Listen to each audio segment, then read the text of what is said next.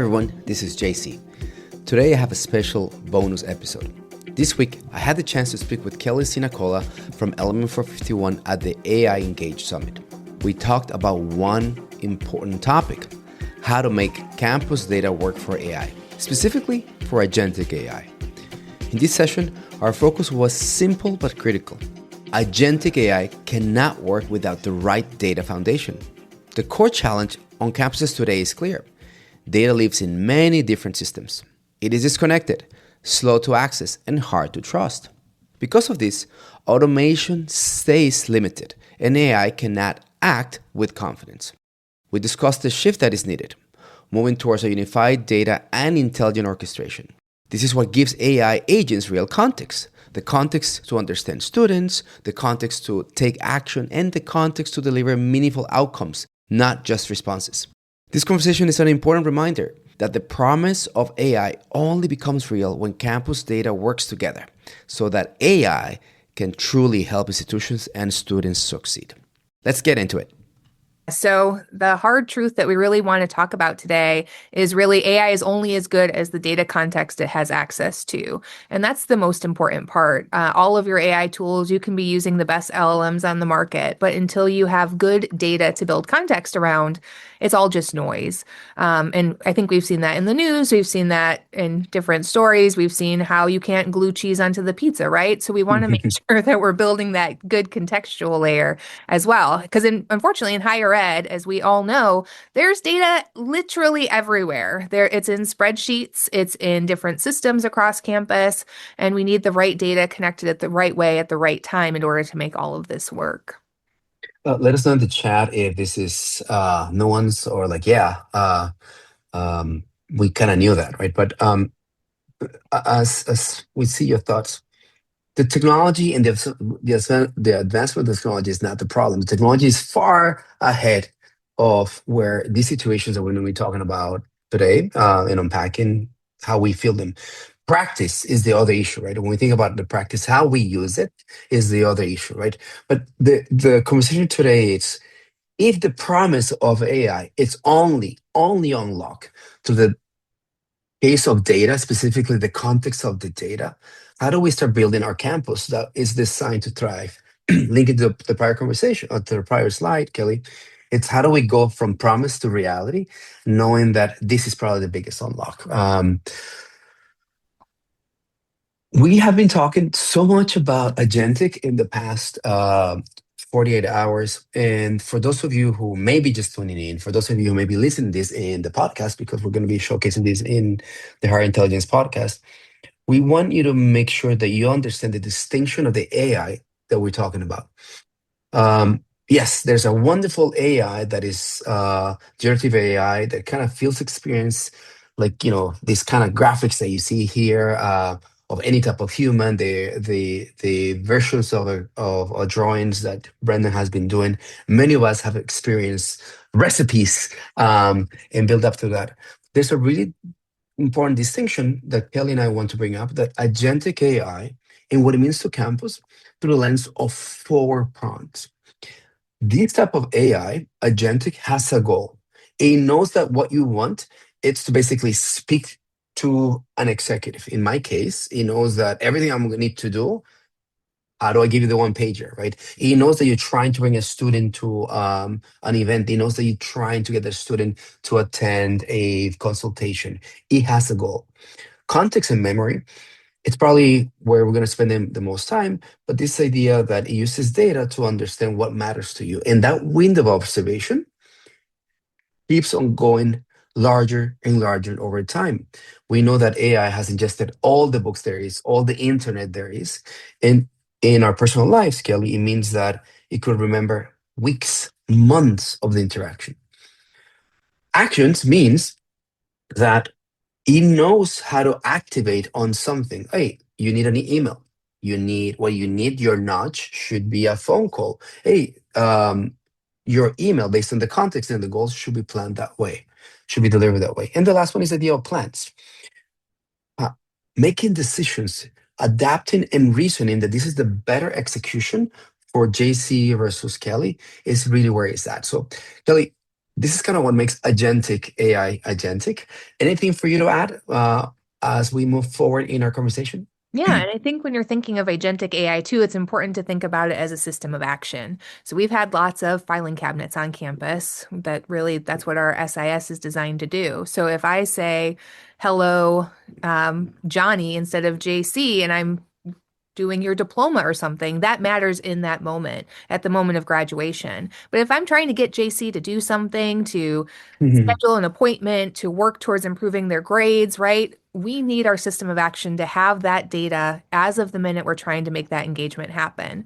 So applying that layer of action and activity onto our sort of stagnant systems that they tend to be in higher education, it's important that it's always up to date and has that context built in.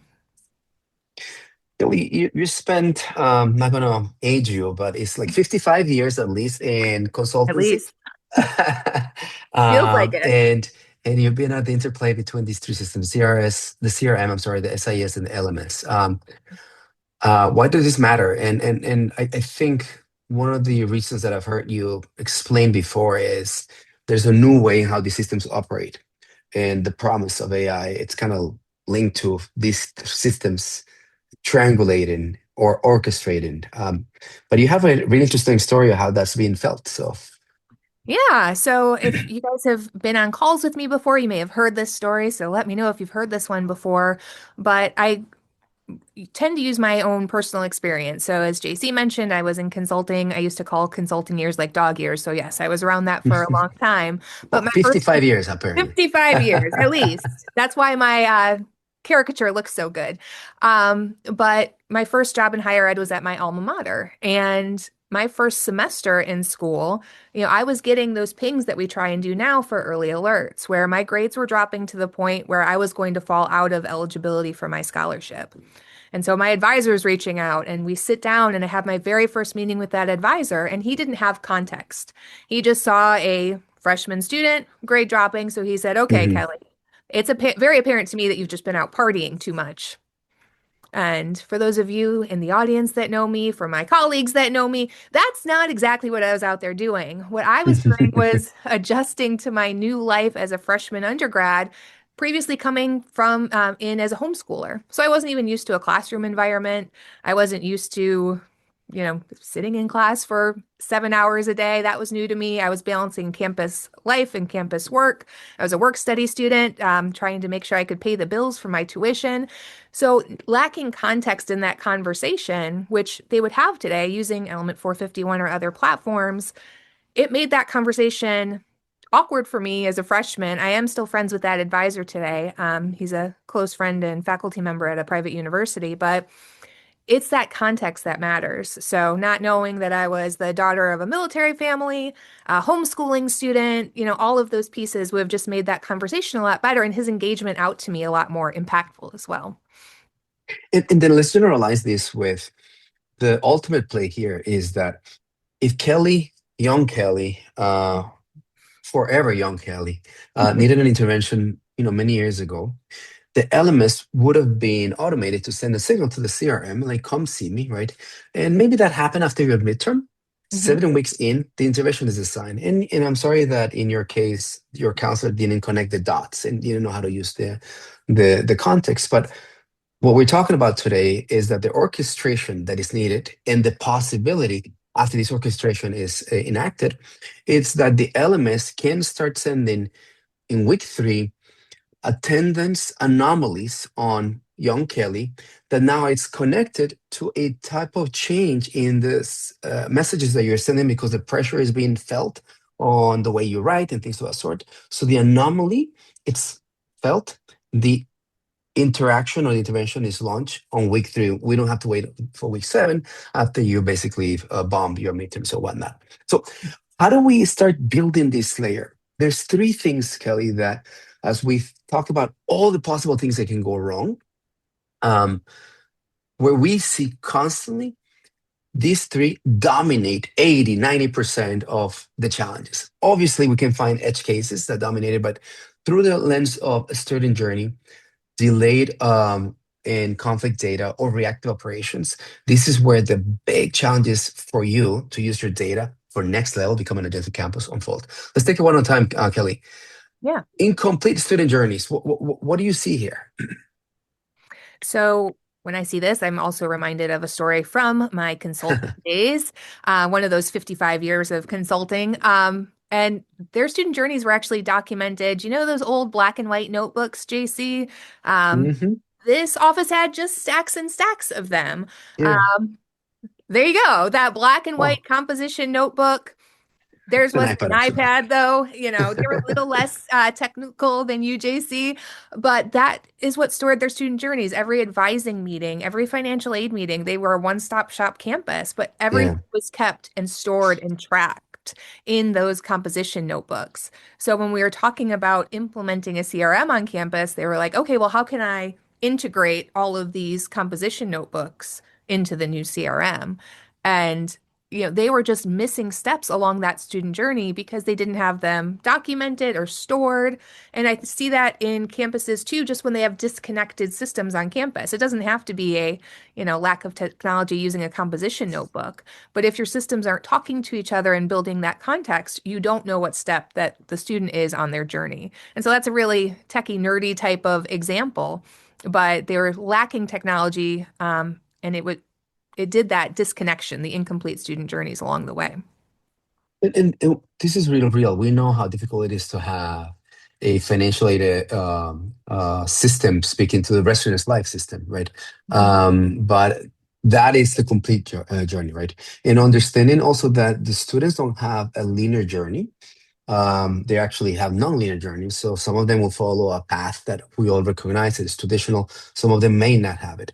It's a difficult challenge to solve. That's why it's a core challenge. But the reality is that when these journeys are disparate or disconnected, AI will not thrive. So to Mhm. become a next level, start creating this breaking the silos type of mindset. Speaking of breaking silos, delay data and conflict data. Oh my gosh, probably have a million stories on your IT consulting background, Kelly. But where does your mind go with this? Unfortunately, lots of stories there, right? Hmm. Especially in these legacy SIS systems that we work in every day. So with some, I know I've been on campuses where they're like, well, we can only run a batch process export one time a day.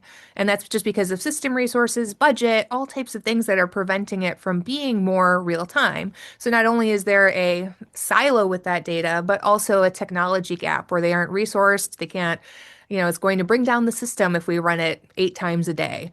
So that's a big problem because then your data is conflicting. I know the reason I went into consulting originally was because being on campus, I would walk into a meeting and someone would be like, you have 23 students. No, you have Yeah. 25 students. Oh, you have 23 students.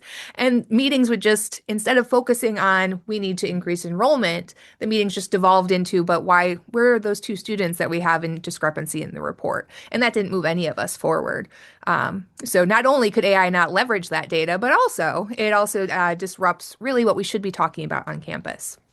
Yeah. Speaking of what we talk on campus, there's a direct correlation with how we run the business and the data that we collect, or we run the business because of the data that we collect and how we collect it, whether it's conflicted or incomplete in terms of journeys. But this shows itself, Kelly and everybody, through the lens of reactive operations.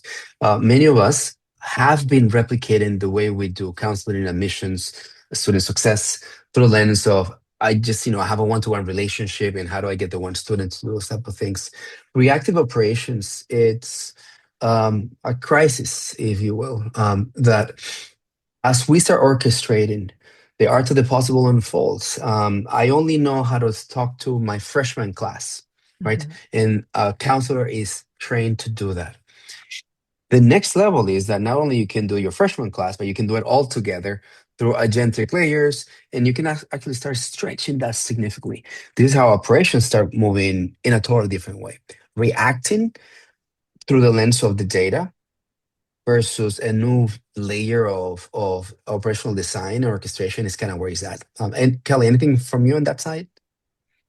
If- I mean, unfortunately, that's where we sometimes get that AI is hype narrative, right? It's not that the tools are wrong, it's that there's Yeah, no concept of how all of these data issues can really be resolved, especially yeah, at scale.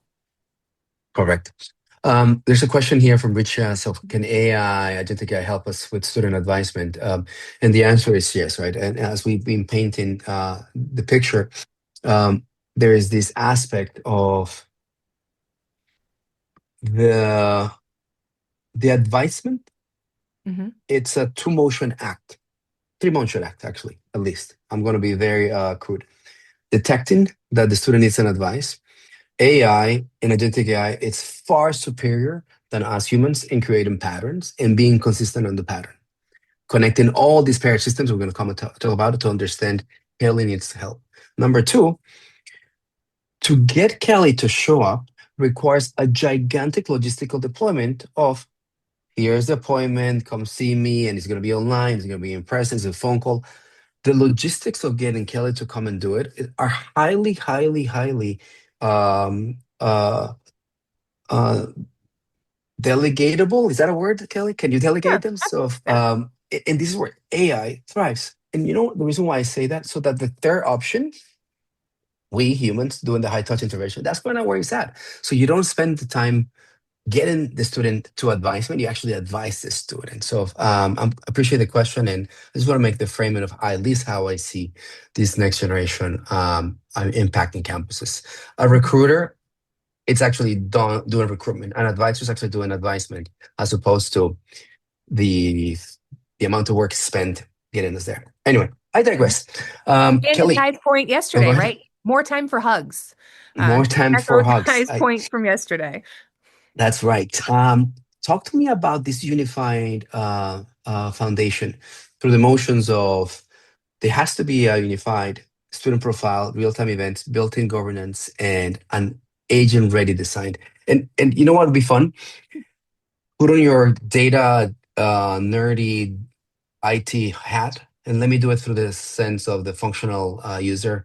I don't know, admissions counselor, those type of things. So I think it'll be an interesting conversation. I wear that nerd hat all day, every day, JC. So I'm prepared. All right, go for it.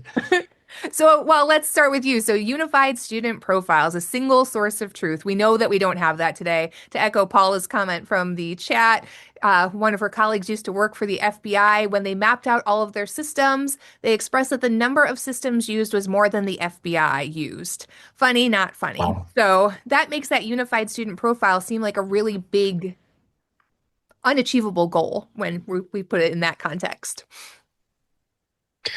The the part that the budgets are real. So all of a sudden, Mhm. what I get the system based on my budget, and I'm on a mission, so my system does admissions. The part that you need to start looking at to stretch is that, oh my gosh, this system I can stretch to the student life cycle. One of the things that we're trying to do at Element is all the wins that we have had over the years on recruiting students have moved to student success. And how we think about academic affairs, how we think about alumni relations, how we're starting to think about career management, all those things can start navigating. So not only the unified aspect is on you, but your vendor could help you get there. Mhm. Absolutely. So, Real-time events. real-time events, which in my nerd brain, of course, just reads out API to me, right? So having an event-driven architecture that captures events as they happen, not through nightly batch processes. And that really was what Yeah. most of my IT career before this life was around, JC, was a bunch of flat file uploads back and forth. So I think in higher ed, we're just moving into this more real-time event architecture, which is opening up, Mm. unlocking, leveling us up so that we can build this type of context that AI can live on top of.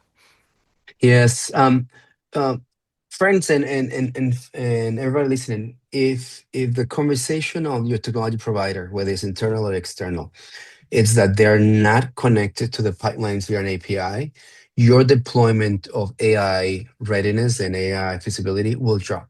Let me Mhm. say that again. If you don't have an API connector, your AI will not perform at its true potential.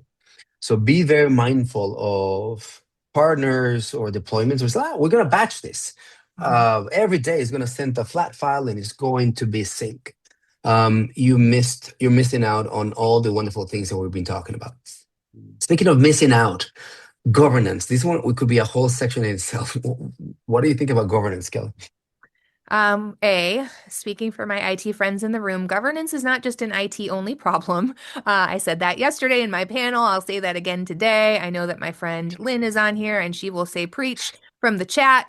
Um, so Hmm. privacy, security, and compliance, I really do believe in breaking this down into silos so that everyone can focus on layering in that governance. Now that can mean built-in rules. So I was on a call yesterday with a client and we were talking about just writing data to Banner and the rules Hmm. necessary to write that to Banner to make sure that we aren't going to have downstream issues later on.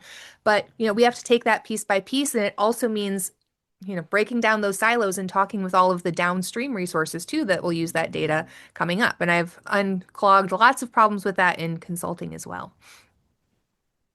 It's a hard problem to solve, and I think this is where, from a functional user, governance sits at a higher level. So push, and from a bottom up, you have the technology. You're in a nation's office. You're a recruiter. You're in different units. Where is my governance? And what are my guardrails on AI? Stay on that lane, and it would force organization to kind of come and get there. Kelly, we have an interesting question, but go ahead and do your the agent ready design. And we have a really interesting question from Harlan. Yeah, so agent ready design. I do want to say start with something small. We're going to get into this in some of the other slides Yeah. as well, but making sure that the agent in use case you're developing to support has the context and just take that into chunks. Everybody's life is a little bit easier when we're working in manageable pieces. Yeah. Um, Let me go faster here. And Harlan, we'll take your question on the next slide because I think it's super important to Mhm. the aspect of how do these systems kind of really handling, LMS information. Um, when we think through the lens of where this is going, API and flat file integration is probably something you already have in your repertoire. And even as a director of student affairs, you may know about these things. Your systems connect this way. But if your systems are not starting to do this type of feasibility when it comes to access to data, that it has a MCP, a model context protocol that allows an frontier model or a modern AI solution to connect with other systems that if now is doing real-time event architecture, semantic layering, context propagation, feedback loops, and continuous learning, your technology and the way you're ingesting data is not moving into the next phase. And one thing that is really important, these are not just technical names that tells you how you batching is done processingly, differently, or how semantic and context data kind of removes the friction, or how the propagation of a student journey now it gets interconnected.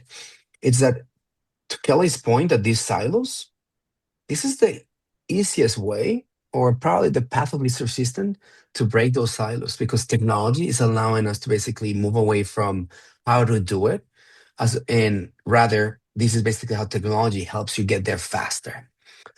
Kelly, anything on this slide?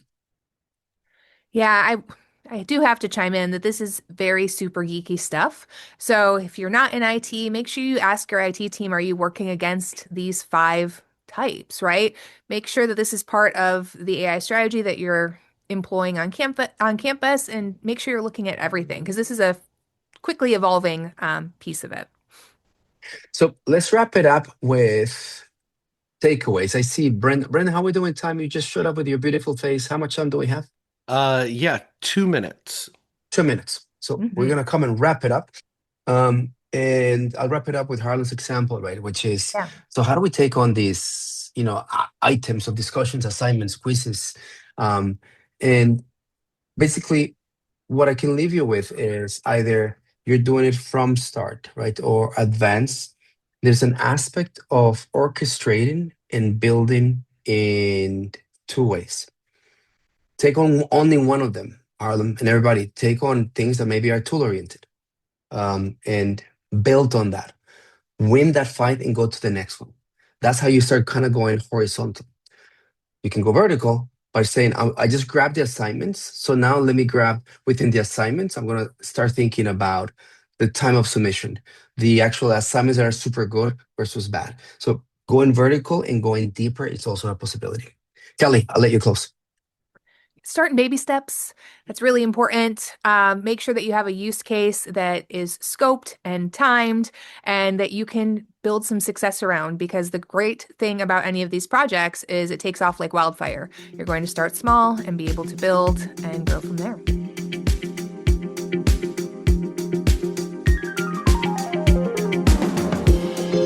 Thanks for listening to Higher Intelligence.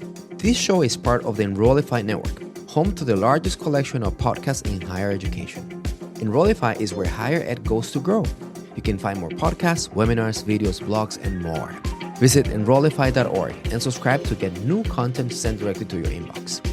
Enrollify is brought to you by Element 451, the AI agent platform for higher education. Learn more at element451.com.